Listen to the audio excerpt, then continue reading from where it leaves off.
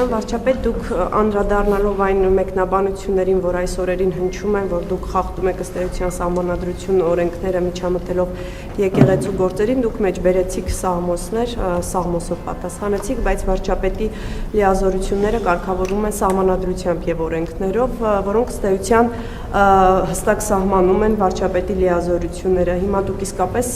ձեզ չի անհանգստացնում հեռանկարը, որ մի օր ձեր եւ գուցե նաեւ ձեր որոշ թիմակիցների, որոնք այս օրերին շատ ակտիվ գործողություններ են իրականացնում եկեղեցու հետ կապված, ձեր գործողություններին կտրվի իսկապես քրեաիրավական գնահատական, այսինքն դուք այս հեռանկարը բացառում եք եւ երեք երեկոյան դուք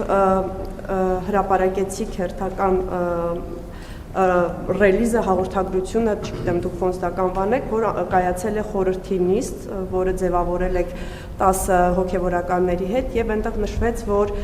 փաստորեն ճանապարհային քարտեզը, որը մինչեւ այդ եք արդեն ներկայացրել, դրա իրականացման անցնցում իրականացման հետ կապված որոշումներ են ընդունվել, եթե ես ճիշտ եմ մեջբերում,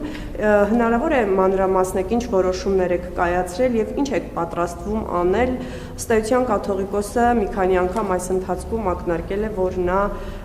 հեռանալու մտադրություն չունի, դուք շարունակում եք նույն օրակարգը, ինչ գործողությունների եք պատրաստվում դիմել հոգևորականների հետ եւ որտեղ է այդ նիստը տեղի ունեցել։ Դե վարչապետի կեցավայրում է տեղի ունեցել նիստը։ Տեսեք, վարչապետի լիազորությունների հետ կապված ես ուղղակի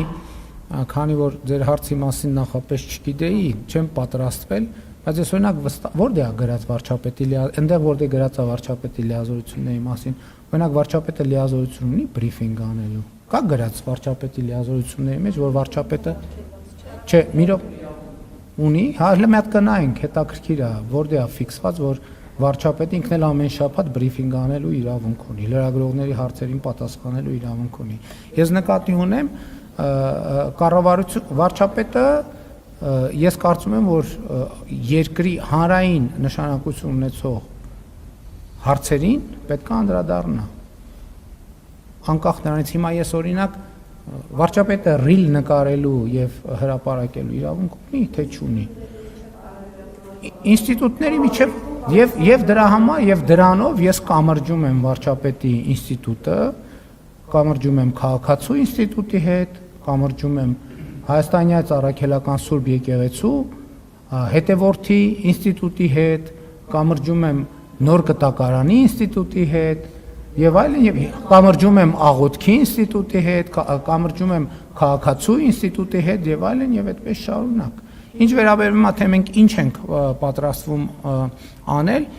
ասում եք, որ Կտրիչ Ներսյանը հեռանալու մտադրություն չունի, մենք պատրաստվում ենք այնպես անել, որ ինքը իր մտադրությունը փոխի։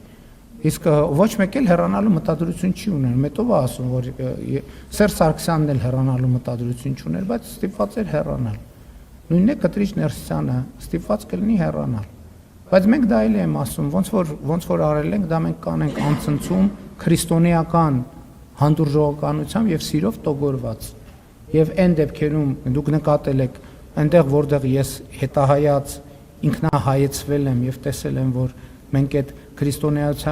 քրիստոնեական հանդուրժողականության եւ սիրո ուղուց շեղվել ենք, ես դրա համար հրապարակային ներողություն եմ խնդրել, պատասխանատվություն եմ կրել եւ այդ թվում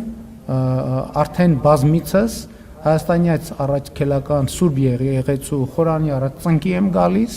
եւ ներում եմ հայցում իմ մեղքերի համար։ Ինչ վերաբերում է քրեաիրավական գնահատականին, Հայաստանի Հանրապետությունը ինստիտուցիոնալ պետություն է եւ համոզված եղեք, եթե իմ արարքներում կամ որևէ մեկի արարքներում, ձեր արարքներում, մյուսի արարքներում լինեն քրեական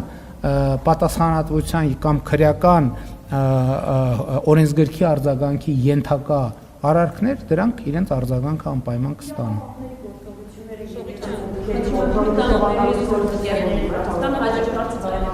Ուրեմն Հայաստանի Հանրապետության իրավապահ մարմինները գործում են Հայաստանի Հանրապետության ամբողջ տարածքում։ Դուք խոսում եք օրենքից, որևէ օրենքում գրված չի, որ իրավապահ մարմինները